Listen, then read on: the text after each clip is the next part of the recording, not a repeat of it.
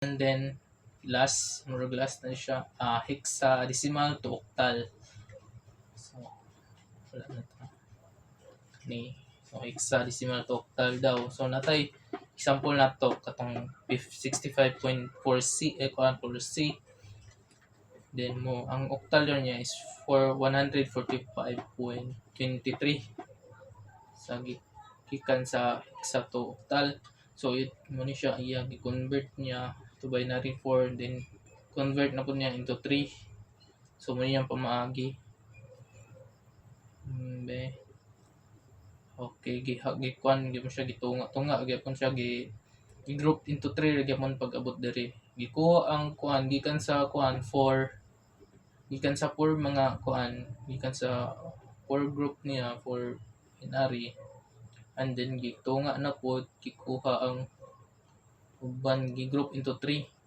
So mo result siya 145.23 mo siya result sa ato. So man itong pamaagi kani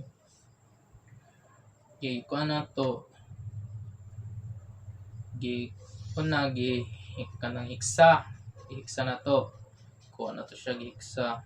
Ang 6 ang kuan kanang 6 is 0110 daw, then 5 is 0101 kini gito nga.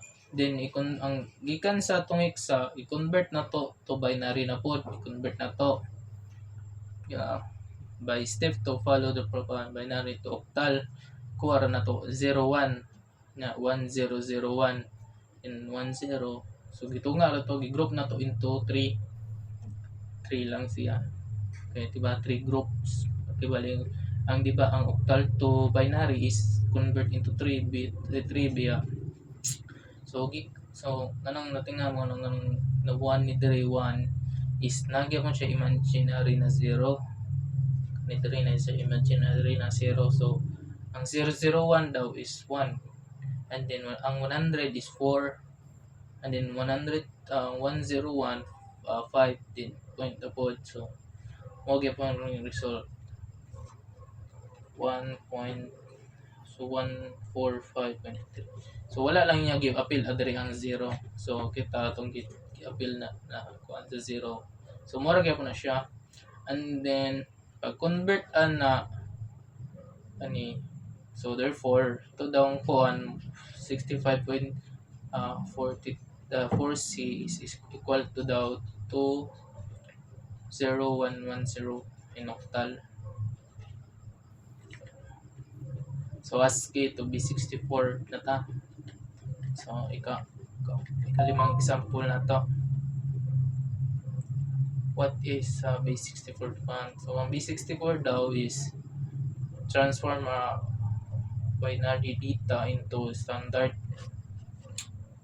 Siya ang base 64 din ang ASCII mo ni siya, American Standard Code for Information Interchange. So characters to encode standard that assign an unique numerical value to 100 to 128 English alphabet, number and symbols. So i-try so muna akong example sa try na to siya kani akong pangalan. So anyways kanang Ilarianiel muna siya dito meron na to. So mo daw ni atong gikan sa atong ASCII ay B64 man siya atong ASCII code. So mo example na to na so same gyapon gikuha na to ang kuan.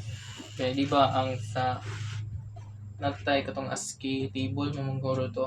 So ASCII table, so natay equivalent sa double L na to equivalent, din convert na to. So to kuan mo ni siya nani siya sa makita ninyo ni siya sa ASCII table, and then convert na to i-chunk na to 6 to 6 bit. So slash na to, group lang na to siya into it. So pag abot dire sa chunks na makita na nato na mo ni siya ang mo result kani. So same ra gyapon sa dire.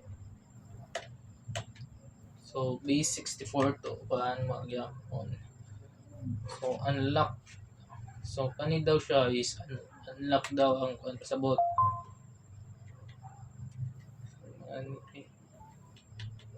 Wala to si Mergyapon siya og kuan buhaton no.